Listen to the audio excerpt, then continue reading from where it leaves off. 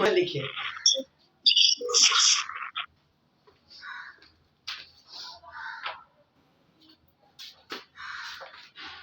जो बेटरमेंट के लिए हो सकता है वो सब हम करके दे रहे हैं। अब आप फायदा नहीं उठाइए। सर वीडियो तो देखे हैं सर, हमको लगा क्वेश्चन भेजे, वीडियो तो भेजे, देखे हैं सर। देखना चाहिए ना, तो उसमें क्वेश्चंस क्या क्या है वो देखते ना आप लोग, क्या क्या क्वेश्चन है। यस सर, देखो सर। लिखिए question, the police shown in the figure. आइए, the police shown in the figure, the police shown in figure, the police shown in figure has a moment of inertia, has a moment of inertia, moment of inertia, short form में लिख दिया capital I, capital I, about its axis, about its axis, about its axis, and its radius is r, and its radius is r, and its radius is capital R। चलिए ठीक है। Find the magnitude of, find the magnitude of, find the magnitude of acceleration, find the magnitude of acceleration of the two blocks, find the magnitude of the acceleration of the two blocks, है ना। लगेगा question क्या कि simple Newton's laws of motion पर based है, लेकिन सबसे बड़ा काम कर गुजरता है ये पुली। पुली जिसके अंदर मास है, मास है तभी तो मोमेंट ऑफ इनर्शिया है। और लॉज ऑफ मोशन में आप जितने भी पुली पढ़ते थे वो सब मासलेस होता था, तो पुली के रोटेशन को हम लोग इग्नोर कर देते थे, लेकिन यहाँ पर पुली के रोटेशन को आपको स्टडी करना होगा। बात आई समझ में। जो फिगर बनाएंगे तो आपको लगेगा अरे तो एनएलएम का क्वेश्चन है, लेकिन कंपेयर कीजिएगा दोनों क्वेश्चन में तो वहां पुली मासलेस होता था और यहाँ पुली के पास मास है। पुली के पास मास है इसीलिए तो पुली के पास क्या है, मोमेंट ऑफ इनर्शिया है। पुली के पास क्या है बोलिए, मोमेंट ऑफ इनर्शिया है। देखो ये पुली है आपका, ठीक है। अब ये समझना नहीं है कि ये कौन सी ज्योमेट्री को बिलोंग कर रहा है, क्योंकि उसका मोमेंट ऑफ इनर्शिया तो दे ही दिया हमको, कैपिटल आई, ठीक है। और एक रड की मदद से वो पाइवोटेड है सीलिंग से, और ये पुली का सेंटर हुआ ओ, और पुली का रेडियस आर के बराबर है, पुली का रेडियस आर के बराबर है। इधर से भी ले लो रेडियस आर के बराबर। और ये पुली रोटेट कर सकता है इस एक्सिस के अबाउट, इस वर्टिकल एक्सिस के अबाउट, सॉरी हॉरिजॉन्टल एक्सिस के अबाउट, जो उसके सेंटर से पास करे और प्लेन के परपेंडिकुलर हो। इस एक्सिस के अबाउट जो उसके सेंटर से पास करे और प्लेन के क्या हो, परपेंडिकुलर हो। क्लियर है। डायग्राम में दिखाया गया है कि पुली के ऊपर से एक धागा को पास कराया गया और वो धागा दो छोटे छोटे ब्लॉक्स को कनेक्ट कर रहा है। देखिए इधर से स्ट्रिंग और इस साइड से भी स्ट्रिंग, यहां पे ब्लॉक कनेक्टेड है स्मॉल एम मास का, और यहां पर ब्लॉक कनेक्टेड है कैपिटल एम मास का, कैपिटल एम मास का। और आप मान लो कि कैपिटल एम ये बड़ा है स्मॉल एम से, यानी ये वाला मास बड़ा है स्मॉल एम से, तो आपको इन्हीं दोनों ब्लॉक्स का एक्सेलरेशन कैलकुलेट करना है। तो ये नहीं कि इस सेंटेंस को इग्नोर कर दीजिएगा कि the police shown in the figure has a moment of inertia capital I. इस बार जो नीट में क्वेश्चन था तो पुली मासलेस था और वो क्वेश्चन बहुत ही इजीली सॉल्व हो गया था, समझ गया बात को। लेकिन इस क्वेश्चन में पुली के अंदर क्या है, मास है। इस पुली के अंदर क्या है, बोलो बोलो क्या है, मास है। चलिए ठीक है, चलिए आइए हम लोग मोशन डिसाइड करते हैं, इसका लीनियर मोशन, इसका लीनियर मोशन और पुली का एंगुलर मोशन, पुली का एंगुलर मोशन। चूंकि ये हेवी है तो इसका एक्सेलरेशन, लीनियर एक्सेलरेशन नीचे की तरफ ए मान लो और इसका लीनियर एक्सेलरेशन ऊपर की तरफ ए मान लो, है ना। और पुली हम बोले कि is free to rotate, pulley rotate करने के लिए फ्री है अबाउट दिस हॉरिजॉन्टल एक्सिस, जो उसके सेंटर से पास कर रहा है और प्लेन के परपेंडिकुलर है। तो ये बताओ कि अगर ये ब्लॉक नीचे आ रहा है और ये ब्लॉक ऊपर जा रहा है तो इसका रोटेशन एंटी क्लॉकवाइज सेंस में होगा। किस सेंस में होगा बोलो, किस सेंस में होगा? एंटी क्लॉकवाइज सेंस में। तो मान लिया कि एंटी क्लॉकवाइज सेंस में इसका एंगुलर एक्सेलरेशन अल्फा के बराबर है। एंगुलर एक्सेलरेशन अल्फा के बराबर है, ठीक है। ए जो हो गया वो दोनों ब्लॉक्स का लीनियर एक्सेलरेशन हो गया और अल्फा पुली का एंगुलर एक्सेलरेशन हुआ। समझ गए? A is equal to linear acceleration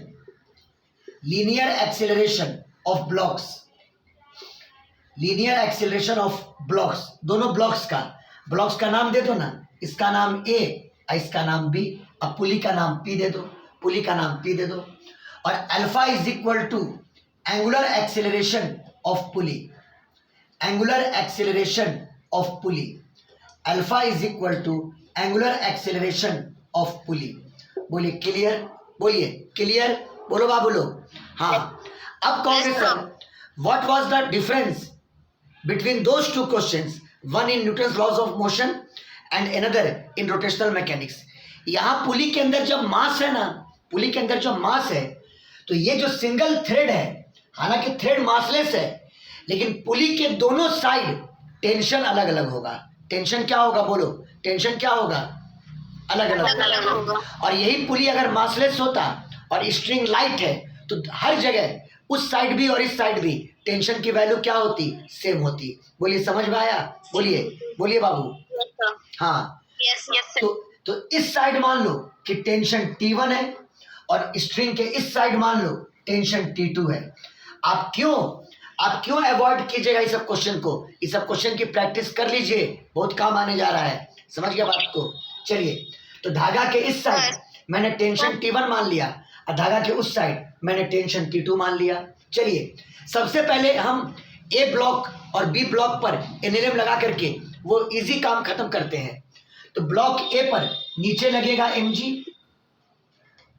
capital mg, और ऊपर लगेगा टेंशन T1। इस ब्लॉक पर नीचे लगेगा mg और ऊपर लगेगा टेंशन T2, बोलो क्लियर है? और इक्वेशन तुरंत बन जाएगा।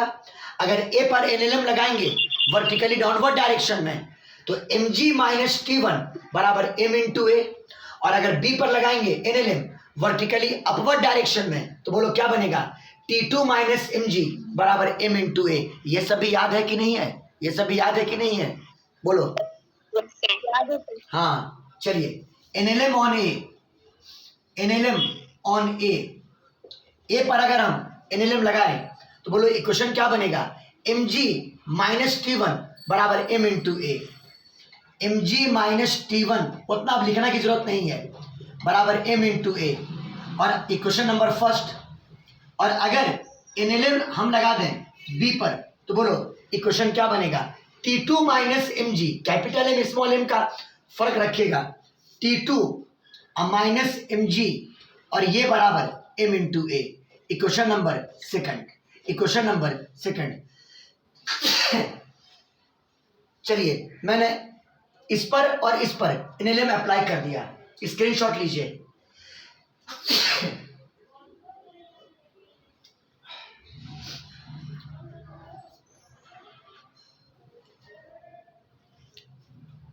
हो गया? बोलो। हाँ बोलो। सर थ्रेड तो सेम है, हाँ, फिर भी टेंशन अलग होगा। क्या बोल रही हैं? वो जो धागा है, हाँ, वो जो धागा है वो तो सेम ही है ना। लेकिन पुली मासलेस नहीं ना है, पुली के अंदर मास है। अभी एक सेकंड में आपको समझ में आ जाएगा कि दोनों साइड टेंशन अलग अलग क्यों होगा। हम बता देते हैं, आप रुकिए ना।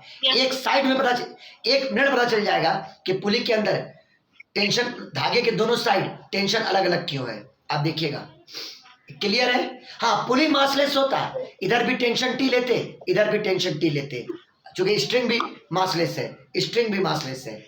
समझ में आई बात? अब देखो,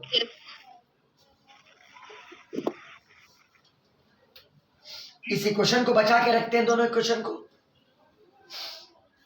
अब पढ़ेंगे रोटेशनल मोशन ऑफ द पुली, है ना, about the horizontal axis passing through O and perpendicular to plane. ठीक है.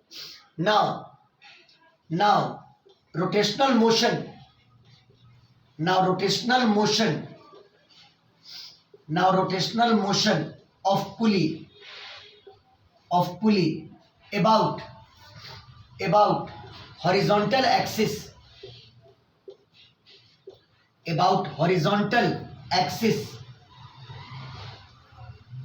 passing through O है ना, and perpendicular to plane. चलिए अब आप पुली पर फोर्स अप्लाई कीजिए. तो आप जान रहे हैं कि पुली पर जो mg लगेगा उसका टेल ओ पर होगा और एक्सिस ओ से पास कर रहा है. mg का कोई टॉर्क प्रोड्यूस नहीं होगा. बोलो बाबू बोलो. Yes sir. हाँ MG का कोई टॉर्क प्रोड्यूस नहीं होगा. हाँ, रड के द्वारा जो ऊपर नॉर्मल लग रहा है वो भी एक्सिस को इंटरसेक्ट कर रहा है, तो उसका भी कोई टॉर्क प्रोड्यूस नहीं होगा. चलिए खत्म कीजिए वो सबको, टाइम नहीं वेस्ट करना है. अब देखो धागा यहां से नीचे आया तो इस पॉइंट P पर टेंजेंशियली नीचे की तरफ पुली पर लगेगा T1 फोर्स. क्योंकि इस साइड टेंशन T1 है तो यहां नीचे की तरफ कितना फोर्स लगेगा? बोलो T1 फोर्स. बोलो T1 फोर्स लगेगा. हाँ, मेरा डायग्राम एकदम क्लियर है. उसी प्रकार अगर इस पॉइंट को हम S मान लें तो यहां पर टेंजेंशियली नीचे की तरफ पुली पर फोर्स लगेगा T2 फोर्स. बोलिए क्लियर है? और हाँ, ये दोनों फोर्स मिलकर के टॉर्क प्रोड्यूस करेगा इस एक्सिस के बाद. चलो आप O को ले लो रेफरेंस पॉइंट और पहले T1 का टॉर्क निकाल लो O के रेस्पेक्ट में. T1 का टॉर्क निकाल लो O के रेस्पेक्ट में. टॉर्क ऑफ T1 अब विथ रेस्पेक्ट टू किसके? O. लिख दिया, O रेफरेंस पॉइंट है. फॉर्मूला होता है R vector across F vector. यहीं से तो शुरुआत किए थे. बराबर R वेक्टर. T1 का टेल P पर है और रेफरेंस पॉइंट O पर है, तो R वेक्टर का मतलब होगा OP वेक्टर. याद है ना ये सब चीज? बोलो R वेक्टर का मतलब क्या होगा? बोलो OP vector across product T1 vector. अब बताओ OP वेक्टर और T1 वेक्टर अगर OP वेक्टर के पॉजिटिव सेंस को आगे प्रोड्यूस कर दें तो बताओ दोनों के बीच में एंगल कितना? 90 डिग्री. एंगल कितना? बोलिए कितना एंगल? 90 डिग्री. तो बराबर OP का मैग्नीट्यूड इनटू T1 का मैग्नीट्यूड साइन 90 का वैल्यू 1 और OP की वैल्यू R के बराबर यानी R इंटू कितना? T1. बोलो क्लियर है? और ये टॉर्क एक्सिस के लॉन्ग होना चाहिए. तो आप चेक कर लो कि टॉर्क एक्सिस के लॉन्ग है कि नहीं है. एक्सिस आपका ये है तो टॉर्क भी इसी लाइन के लॉन्ग होना चाहिए. OP cross T1 right hand के चारों उंगलियों को OP के पॉजिटिव सेंस के लॉन्ग रख करके OP वेक्टर के पॉजिटिव सेंस के लॉन्ग रख करके और T1 की तरफ कर्ल किया और थंब को स्ट्रेच किया. बोलो थंब एक्सिस के लॉन्ग है कि नहीं है? बोलिए आप लोग थंब एक्सिस के लॉन्ग है कि नहीं है? बोलिए. अरे सब लोग बोलिए थंब एक्सिस के लॉन्ग है कि नहीं है? अरे थंब एक्सिस के लॉन्ग है कि नहीं है? यस सर है. थंब एक्सिस के लॉन्ग है. यानी जो टॉर्क लगा ये एक्सिस ऑफ रोटेशन के लॉन्ग लगा. अब बताओ टॉर्क किस सेंस में है? क्योंकि सेंस इंपॉर्टेंट है यहां पर. देखिए OP वेक्टर पहले है और T1 वेक्टर बाद में है. OP वेक्टर का पॉजिटिव सेंस देखो ऐसे है, ये OP वेक्टर का पॉजिटिव सेंस है और T1 का सेंस नीचे की तरफ है. तो OP वेक्टर से T1 की तरफ का सेंस देखो. OP वेक्टर से T1 वेक्टर की तरफ का सेंस देखो. बताओ ये कौन सा सेंस हुआ? बोलो ये कौन सा सेंस हुआ? बोलो ये कौन सा सेंस हुआ? बोलिए. Anti clockwise. ये टॉर्क एंटी क्लॉकवाइज सेंस पर प्रोड्यूस हुआ. सही बात है. चलिए अभी एक T2 का टॉर्क आपको और कैलकुलेट करना है. टॉर्क ऑफ T2 और आपका रेफरेंस पॉइंट O है। Formula R vector across F vector है ना। R वेक्टर क्या हो जाएगा, तो T2 का टेल S पर है और रेफरेंस पॉइंट O है, तो R वेक्टर हो जाएगा OS वेक्टर। R वेक्टर हो जाएगा OS वेक्टर, तो OS vector across product T2 vector. और फिगर देख के बताओ, OS वेक्टर और T2 वेक्टर अगर OS वेक्टर के पॉजिटिव सेंस को आगे प्रोड्यूस कर दें तो बताओ दोनों के बीच में कितना एंगल, बोलो 90 डिग्री। तो ये बराबर 90 डिग्री। OS का मैग्नीट्यूड R, T2 का मैग्नीट्यूड T2 और साइन 90 डिग्री 1। ये बताओ कि इस टॉर्क का सेंस क्या है। देखो पहले OS वेक्टर है और तब T2 वेक्टर है। OS वेक्टर का सेंस इधर है और T2 वेक्टर का सेंस इधर है। आपको OS वेक्टर से T2 की तरफ के सेंस को देखिए, बताओ ये टॉर्क किस सेंस में हुआ, खुद बोलो किस सेंस में हुआ। Anti clockwise. ये एंटी क्लॉकवाइज है, ये एंटी क्लॉकवाइज है, ये क्लॉकवाइज है। तो अब तुम लोग डिसाइड करो कि दोनों टॉर्क अपोजिट सेंस में है। अगर इक्वल टेंशन होता तो दोनों टॉर्क का मैग्नीट्यूड भी सेम होता, बोलो बोलो, समझिए बात को, दोनों टॉर्क का मैग्नीट्यूड भी सेम हो जाता, बोलिए ना। हाँ सर सेम हो जाता। तो अपोजिट टॉर्क और मैग्नीट्यूड इक्वल, टॉर्क कैंसिल नहीं कर देता, बोलिए बोलिए।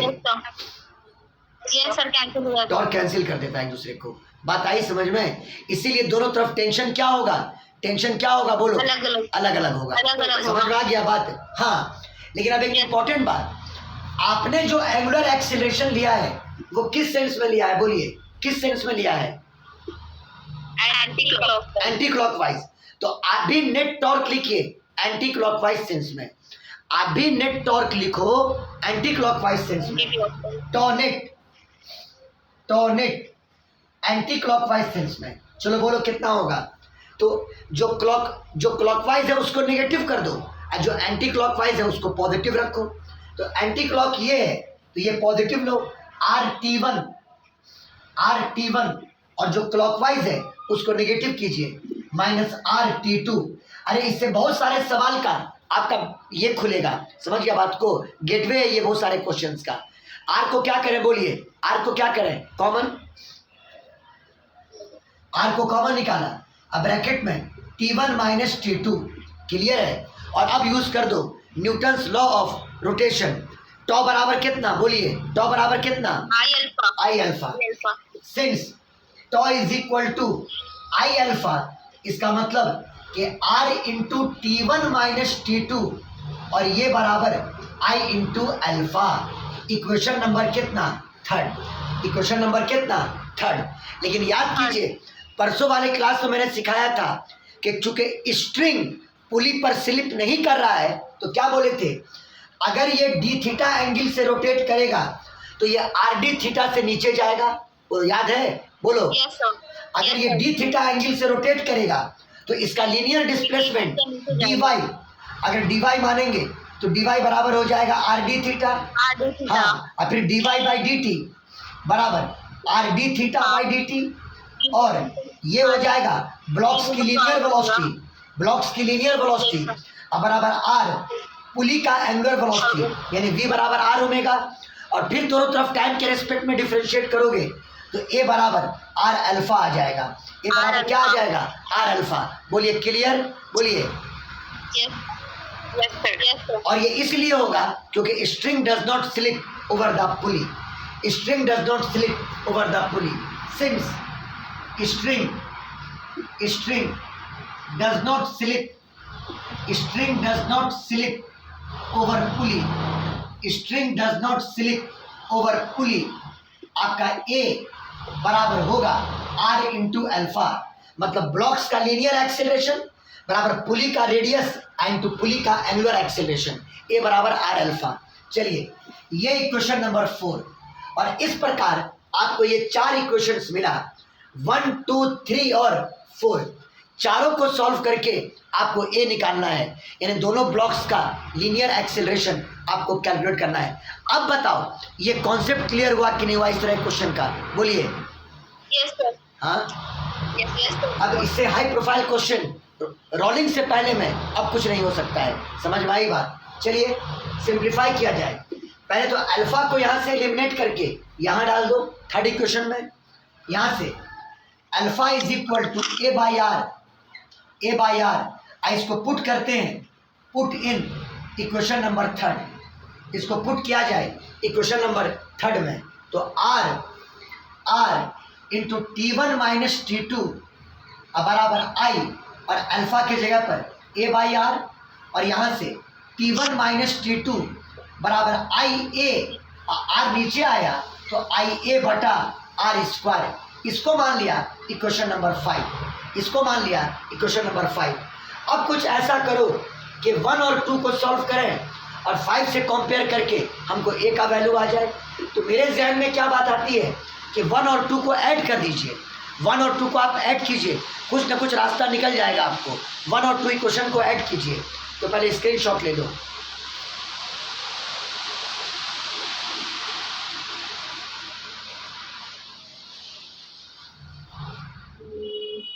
हो गया? Yes sir.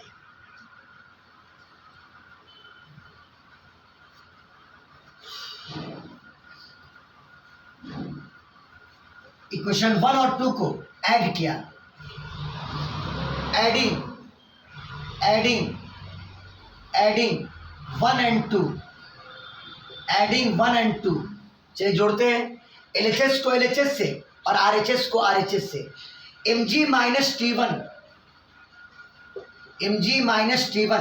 अब प्लस T2 माइनस mg अब बराबर ए कॉमन, अब ब्रैकेट में m प्लस m। चलिए हो गया। फिगर की अब कोई जरूरत नहीं है, फिगर हटा देते हैं, ऐड भी कर लिए। अब बताओ यहाँ देखो, यहाँ T1 माइनस T2 है, तो आप एक काम करो, mg और ई माइनस एम को पहले लिख दिया, माइनस mg, और यहाँ से माइनस कॉमन अगर निकालते हो तो T1 माइनस T2 हो जाएगा। कोई डाउट बोलिए, कोई डाउट बोलिए। अरे इन दोनों टर्म में अगर माइनस कॉमन निकाला तो T1 माइनस T2 बचेगा नहीं जी, बोलिए। हाँ, और ये बराबर a into m plus m, और T1 माइनस T2 की वैल्यू को यहाँ पे पुट कर दो, T1 माइनस T2 की वैल्यू को यहाँ पे लाके पुट कर दो, तो बोलो mg या g कॉमन निकाल लो, क्या के लिए ताला फड़ा झेल है, g into M minus M और माइनस T1 माइनस T2 का मान I A by are square. I question में दिया हुआ है, पुली का मोमेंट ऑफ इनर्शिया क्वेश्चन में दिया हुआ है, यानी आई ए बटा आर स्क्वायर बराबर ए इंटू बोलिए एम प्लस कितना एम। बोलो मेंस लेवल का क्वेश्चन है कि नहीं है, बोलिए आप लोग, मेंस लेवल का क्वेश्चन है कि नहीं है?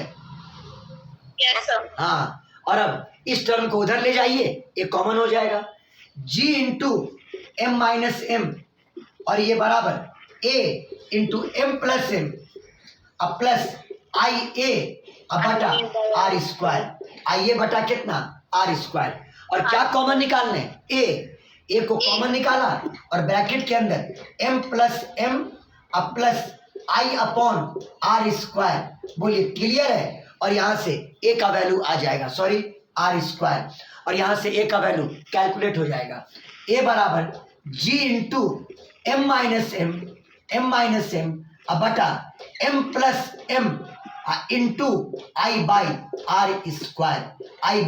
Are square. ये दोनों ब्लॉक का लीनियर एक्सेलरेशन हो जाएगा। साजिया एक चीज चेक करने के लिए बोले, बोलो एक चीज चेक करने के लिए बोले, बोलो।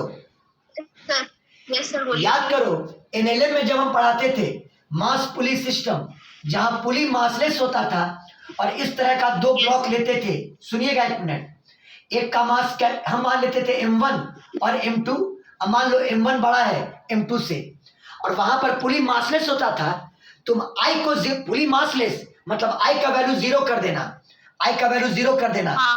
अब कॉपी पलट के देखना, आपका आंसर यही आया होगा, G इंटू बड़े वाले का मास माइनस छोटे वाले का मास, अब बटा हाँ सर। बटा बड़े वाले का मास प्लस छोटे वाले का मास। बोलो क्लियर है कि नहीं है? बोलो क्लियर है कि नहीं है? Yes, sir. बोलो बोलो। सर देखिए आज रोटेशनल मैकेनिक्स से आपको हम पहुंचा दिए लॉज ऑफ मोशन में, समझ में आया बात? बोलो अगर पुली मासलेस होता तो बोलो। यस सर पुली मासलेस होगा तो। हाँ, और अगर पुली के अंदर मास है तो देखिए दोनों ब्लॉक्स का लीनियर एक्सेलरेशन ये आएगा G into M minus m by m plus I by are square. अरे बाबू बहुत इंपॉर्टेंट है ये क्वेश्चन, सब बहुत इंपॉर्टेंट है। हड़बड़ा करके रोलिंग में भाग जाते और ये सब क्वेश्चन मिस हो जाता तो आप लोग हमें को क्लेम करते। क्लियर है? यस हाँ, एक और बात है कि साजिया का 2 क्वेश्चन मेरे पास रखा हुआ है। एक है कि एक बॉल हॉरिजॉन्टल टेबल पर सर्कुलर पाथ पर मूव कर रहा है और धागा में टेंशन को ग्रेजुअली इंक्रीज करा करके उसके रेडियस को शायद हाफ कर दिया गया, तो बताइए फाइनल काइनेटिक एनर्जी क्या होगी। और एक क्वेश्चन है रड जिसमें मास वेरिएबल है और लीनियर मास डेंसिटी दिया हुआ है, तो पूछ रहा है सेंटर ऑफ मास कहाँ पर होगा, पूछ रहा है सेंटर ऑफ मास कहाँ पर होगा। बोलिए, पूछ रहा है क्वेश्चन है सर? Yes sir. हाँ, परसों वाले क्लास में हमको पहले याद दिला दीजिएगा कि सर उन दोनों क्वेश्चन को पहले सॉल्व कर दीजिए बोर्ड पर। समझ में आई बात? बोलो। और एक इंपॉर्टेंट बात, इस क्वेश्चन को प्रैक्टिस कीजिएगा और लगे हाथ में क्वेश्चन आपको देते हैं बनाने के लिए, स्क्रीनशॉट लीजिए। Yes sir. जरा ट्राई कीजिएगा तो।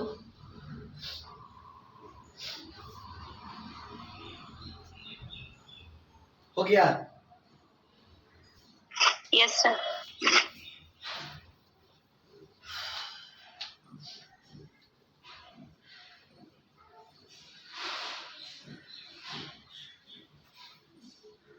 देखिए मान लो ये हॉरिजॉन्टल स्मूथ टेबल है, हॉरिजॉन्टल स्मूथ टेबल।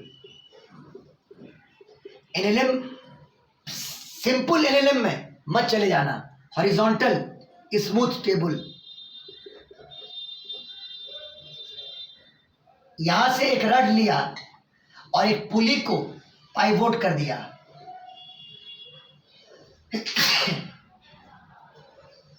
और ये पुली का सेंटर, ये पुली का सेंटर, समझ गया बात को, है ना? और ये पुली इस एक्सिस के about, horizontal axis passing through this centre and perpendicular to plane, rotate करने के लिए फ्री है, रोटेट करने के लिए फ्री है इस एक्सिस के about, passing through this centre and perpendicular to plane.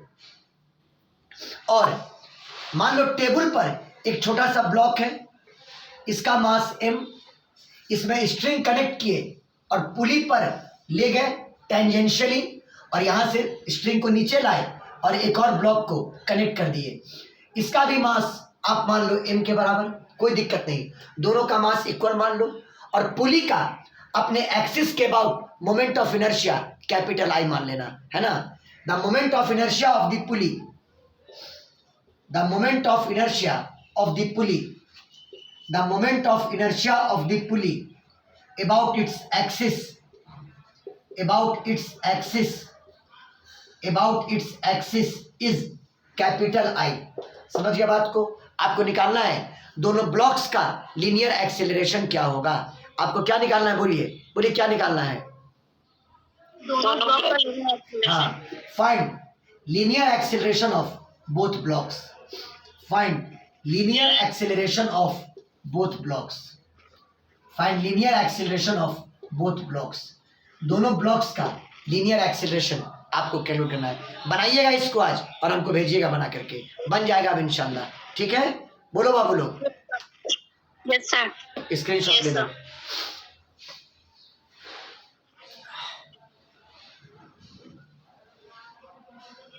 हो गया? Yes sir.